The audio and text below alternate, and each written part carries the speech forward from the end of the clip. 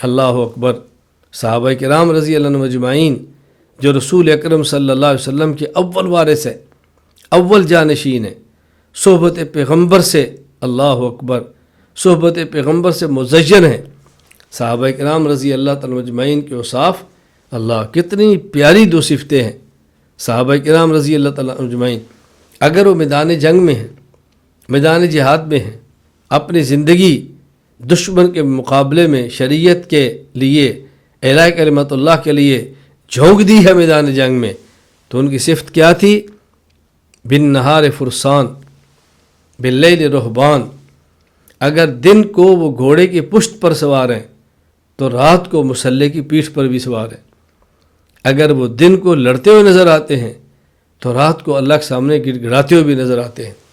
ایک طالب علم کی شان ہے یہ کہ وہ جہاں کتابیں پڑھے، جہاں مطالعہ کرے، جہاں تکرار کرے، جہاں علوم کو حفظ کرے اور یاد کرے، وہاں اللہ اللہ بھی کرے، اللہ کو یاد بھی کرے، اللہ کے ساتھ تعلق پختہ رکھے۔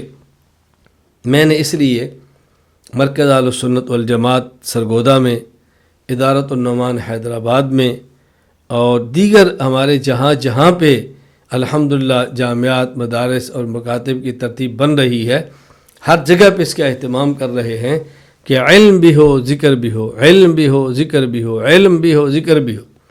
آپ حضرات بھی اپنی خلوت کو ذکر سے آباد کریں، اپنی زبان کو ذکر سے تر رکھیں، اپنے قلب کو ذکر سے مزین فرمائیں، اپنے دماغ کو ذکر کے ساتھ تازہ رکھیں۔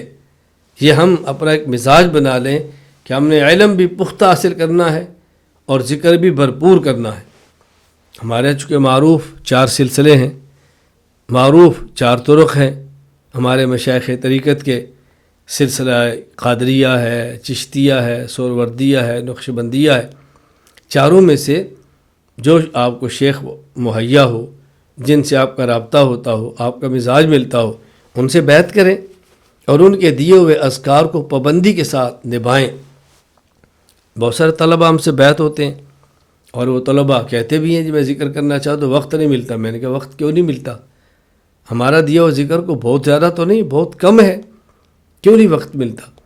کسی شخص کے لیے مغرب کے بعد سورہ واقعہ پڑھنا کیا مشکل ہے، عشاء کے بعد سورہ ملک پڑھنا کیا مشکل ہے، صبح سورہ یاسین پڑھنا کیا مشکل ہے، ہفتے بعد جمعہ کے دن سورہ کہف پڑھنا کیا مشکل ہے؟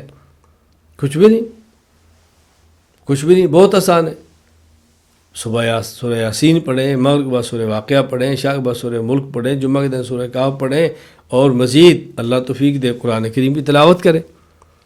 وقت کم ہے، ایک تسبیح لا الہ الا اللہ کی کر لیں، ایک تسبیح استغفر اللہ کی کر لیں، ایک تسبیح صلی اللہ علیہ وسلم کی کر لیں، کیا وقت لگتا ہے اس میں؟ تو ہم نے علم حاصل کرنا ہے اور ذکر بھی کرنا ہے، اپنے آپ کو کبھی بھی اس سے غافل نہیں رکھنا۔ ذکر کی لذت کو ضرور لینا ہے، ذکر کی لذت کو ضرور لینا ہے، ذکر کی لذت کو ضرور لیں۔ اپنی زبان کو اس سے آشنا کریں، اپنے دل و دماغ کو اس سے آشنا کریں، مشائخ طریقت سے تعلق کو جوڑیں۔ آپ حضرات بہت اچھی طرح جانتے ہیں ہندوستان میں کتنا اسلام پھیلا ہے، اور ذرا دیکھیے اس میں مشائخ کو کتنا دخل ہے، اور مشائخ کی وجہ سے کتنا اسلام پھیلا ہے۔ ذرا پڑھیں اپنی تاریخ کو، دیکھیں اپنی تاریخ کو۔ اللہ تعالیٰ مجھے بھی اور آپ کو بھی عمل کرنے کی توفیق عطا فرمائے، اس کا بہت زیادہ اہتمام فرمائے، بہت زیادہ اہتمام فرمائے۔ اللہ تعالیٰ اہل علم بھی بنائے، اللہ تعالیٰ اہل ذکر بھی بنائے۔ علم کے حاصل کرنے کے مقاصد مد نظر رکھیں اور علم کے حاصل کرنے کے طریقوں کو استعمال کریں، بس پھر دیکھیے انشاءاللہ لطف کتنا آتا ہے، شریعت پر چلنے کا ہم مزہ کتنا آتا ہے، شریعت کے اوپر رہنے کا لطف کتنا آتا ہے۔ ان 2 چیزوں سے کٹ جائیں گے، کمزور ہو جائیں گی، تو پھر نتیجہ کیا نکلے گا؟ انسان اغیار کو دیکھے گا، منہ میں پانی آئے گا، علم کی اہمیت کم ہو جائے گی، علم شریعت کی اہمیت کم ہوگی تو کیا علم پر توجہ دیں گے ہم؟